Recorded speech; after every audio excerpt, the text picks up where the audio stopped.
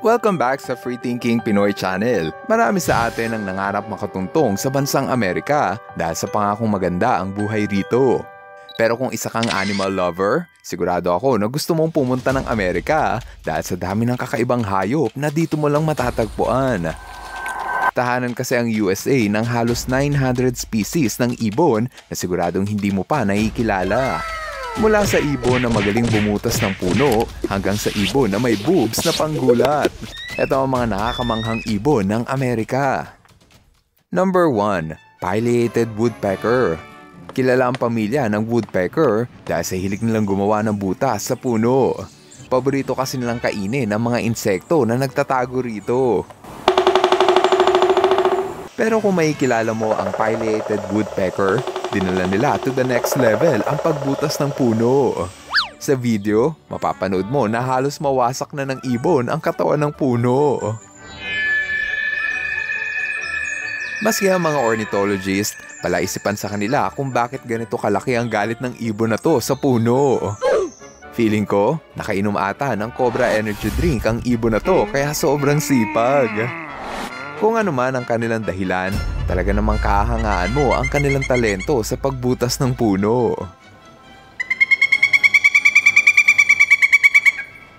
Number 2. Sage Grouse. Nakakita ka na ba ng ibon na marunong mag-twerk sa dibdib? Kung hindi pa, pues, ito ang mga sage grouse at ito ang kanilang talento, ang mag-twerk.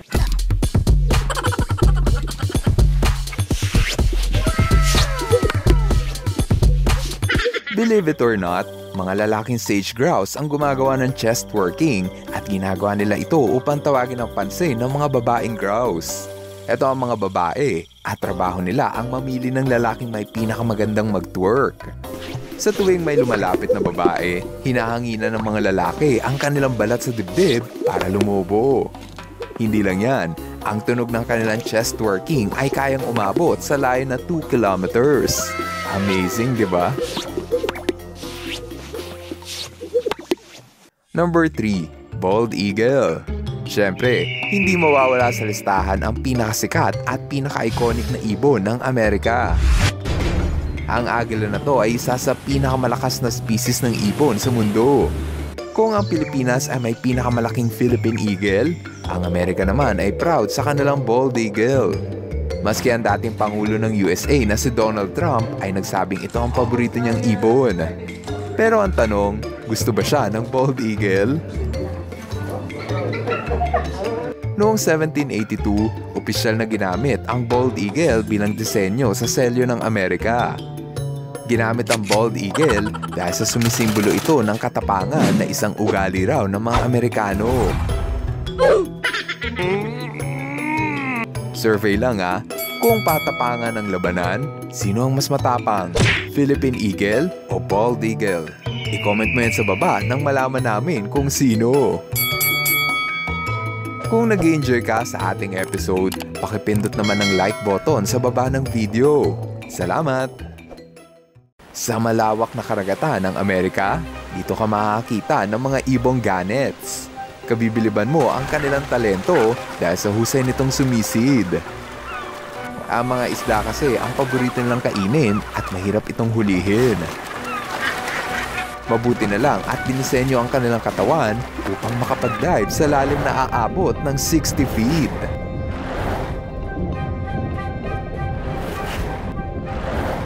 Sa tuwing sumisisid, umaabot ang kanilang bilis ng 20 meters per second. Sobrang bilis nito kaya para silang missile kung umatake. Hindi ito basta-bastang trabaho at kung hindi sila mag-iingat, maaari silang mamatay sa aksidente. Oh no! Gaya ng isang gannet na to na namatay matapos mabalian ng leeg sa tindi ng kanyang pagsisid. Number 5. Burrowing Owl. May 19 species ng owl sa buong North America. Ang iba ay maputi, ang iba ay kasing laki ng agila, pero ang burrowing owl ang pinakakakaiba. Sila lang kasi ang kuwago na nakapag-adapt na mamuhay sa ilalim ng lupa. Sa tuwing may kalaban, mabilis na nagtatago ang mga burrowing owl sa kanilang lungga. Minsan, ginagaya nila ang tunog ng rattlesnake para takutin ang mga tao. Kakaiba rin ang kanilang hunting skills. Hindi gaya ng ibang owls na lumilipad, ang mga burrowing owl ay naglalakad sa buong kapatagan para humanap ng pagkain. Bihira lang ito lumipad at mas gusto nilang mag-jogging tuwing umaga. Number 6. Clark's Grebe. Halos lahat ng ibon sa ating list ay may kakaibang talento at hindi naiiba rito ang Clark's Grebe. Tuwing mating season o panahon ng tagsibol, ang mga ibon na to ay makikita mo sumasayaw sa tubig. Ito ang kanilang mating ritual at paraan ng lalaki para suyuin ang mga babae. Kahit anong sayaw na gawin ng babae, kailangan sundin o gayahin ang kanilang manliligaw. Nakakaaliw panuurin ang kanilang ritual at mapapawaw ka na lang sa kanilang ganda. Kung hindi ka naaaliw sa kanilang sayaw, ewan ko na lang kung ano pang pwedeng magpasaya sa'yo. Number 7. Prairie Chicken. Kung ang mga sage grouse ay may twerking boobs, ang mga prairie chicken naman ay may lumulubong balat sa leeg. Iniihipan nila ito ng hangin upang lumaki at sa ganung paraan, nakukuha nila ang atensyon ng babae. Hindi lang yan, meron din silang makapal na kilay na nagpapagwapo sa kanila at pag ready na sila, saka sila sasayaw na parang manok. Ang lalaki na may pinakamalaking balls sa leeg at pinaka-weirdong sumayaw ang pinaka-pogi sa mata ng babae. Kaya kung lalaki ka at ganito ka-weird sumayaw, baka magustuhan ka ng babaeng prairie chicken. Number 8. Chestnut-bellied sandgrouse. Ito ang ibon na may kakaibang paraan para mabuhay sa disyerto. Sa tuwing nasa ilog, binababad nila ang kanilang balahibo sa tubig. Ang kanilang balahibo ay parang sponge o parang tabo na nangungulekta ng tubig. Ang tubig sa balahibo ang kanilang pasalubong sa kanilang pamilya na naghihintay sa kabilang bundok. Inaabot kasi sila ng ilang libong kilometro sa kakahanap ng tubig. Pagbalik sa kanilang pamilya, meron ng tubig na maiinom ang kanilang sisiw. Ito ang ibon na hindi marunong sumayaw pero mahusay na magulang. Number 9. Roadrunner.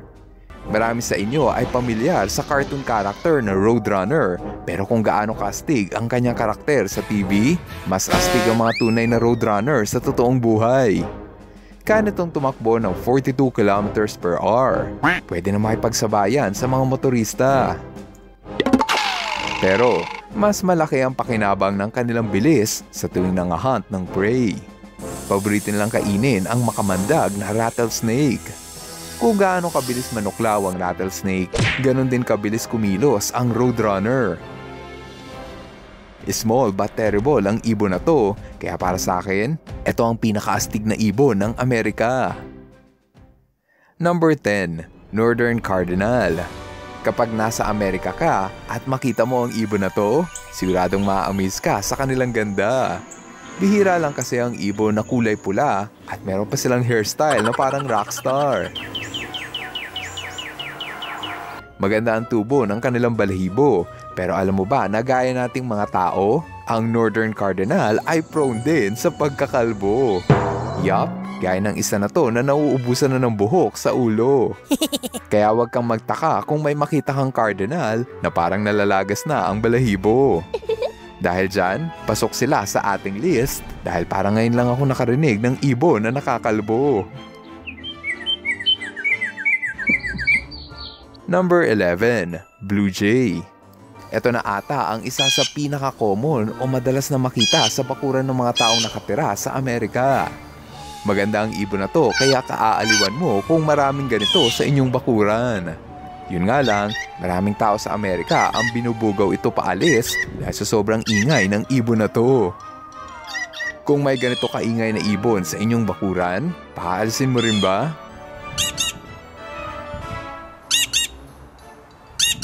Para sa last nating bida, I want you to meet the California Condor. Ito ang isa sa pinakananganganib ng maubos na lahi ng ibon sa Amerika. Ayon sa research, meron na lamang 200 individual ng condor na patuloy na namumuhay sa wild. Ibig sabihin, mas nanganganib na silang maubos kesa sa Philippine Eagle. Kung tutusin, may 77 species ng ibon sa Amerika na considered bilang endangered species. Ito ay dahil sa patuloy na modernisasyon ng kanilang bansa at ang napipinsala rito ay ang mga wild animals. Gaya ng gopher na to na naputol ang hibernation dahil sa ingay ng concert. Kaya naman patuloy ang kanilang gobyerno sa pagligtas ng kanilang native animals para maabutan pa ito ng mga susunod na henerasyon. Ngayon, andito na tayo sa ating shoutout portion. Hello kay Prediction, Carl Del Carmen, Harvey Mamangun, BSM Anims, Dean Mark Maravillosa, Kerwin Ibanez, at Aljon Plancia. Maraming salamat sa inyong panunood. Now see you guys on my next video. FTP viewers, thank you so much sa panonood mo na aking video. Kung nagustuhan mo ang video na ito, subscribe na sa FTP channel. Don't forget to hit the bell button para updated ka sa mga bagong videos. Paalam!